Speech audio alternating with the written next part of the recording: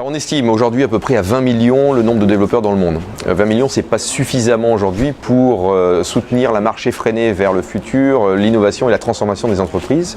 Au sein de Salesforce, on estime que l'on peut étendre cette population de développeurs professionnels à 100 millions en essayant de proposer à des gens qui ne sont pas professionnels la capacité de développer des applications et donc de soutenir cette innovation. Donc ça permet justement avec ces 100 millions d'avoir la masse critique qui va permettre de transformer l'entreprise avec toutes ces transformations que l'on voit arriver, le cloud, la mobilité, l'intelligence artificielle, etc.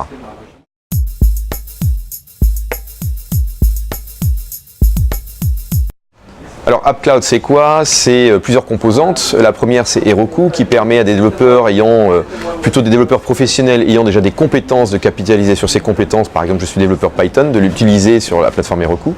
Ensuite, on a Force.com qui permet d'étendre nos solutions, de les intégrer, d'intégrer des applications par rapport à notre modèle de données, par exemple, et d'étendre Sales Cloud, Marketing Cloud, etc. avec des applications qui vont cibler l'entreprise et améliorer là encore la relation au client. Alors, tout ça c'est bien, on l'a dit ce matin lors de la keynote, il faut pouvoir cibler différents types de périphériques. On a bâti une couche qui s'appelle Lightning et qui permet justement de s'abstraire en fait du périphérique qui va consommer l'application et de créer des applications qui soient multipériphériques et surtout qui assurent une interface utilisateur cohérente quel que soit ce périphérique. Alors quand je dis périphérique, ça peut être un téléphone, ça peut être une tablette, ça peut être une montre connectée, mais pas que. On est en train de travailler par exemple avec Amazon, AWS pour supporter par exemple leur initiative autour de tout ce qui est reconnaissance de voix et comment Lightning peut permettre de créer des applications autour de cette reconnaissance de voix par exemple.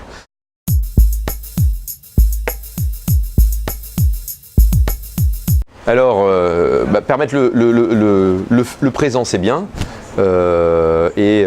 on va dire permettre le futur c'est encore mieux. C'est pour ça qu'on travaille avec des enfants aujourd'hui. On a lancé une initiative en France avec Salesforce qui est Codeur Dojo. On va accueillir des enfants tous les mois au sein des locaux de Salesforce pour leur apprendre à programmer.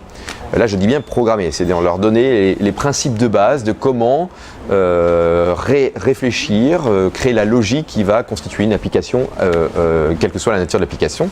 Alors on le fait de manière très ludique, il y a des Lego impliqués, on va piloter des robots que l'on construit en Lego, etc.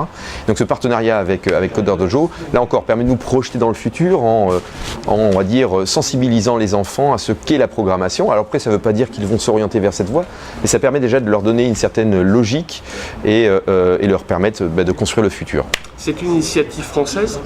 Alors c'est une initiative qui n'est pas que française, c'est une initiative qui est européenne, et pas que européenne d'ailleurs, qui est mondiale. Ce partenariat avec Codeur Dojo, on l'a aussi en Angleterre, on l'a aux États-Unis. Donc c'est une initiative qui est globale. L'idée là encore, et on ne le fait pas qu'avec Codeur Dojo, je mentionne Codeur Dojo parce qu'ils sont avec nous aujourd'hui sur le World Tour Paris, mais on le fait avec d'autres associations qui aident les enfants à apprendre à coder.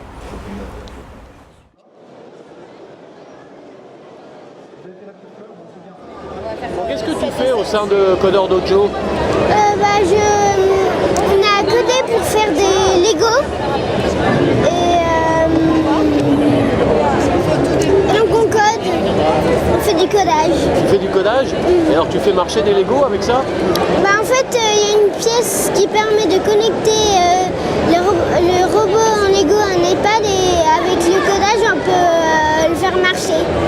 Et ça fait longtemps que tu as commencé? Il y a 2 ou 3 ans.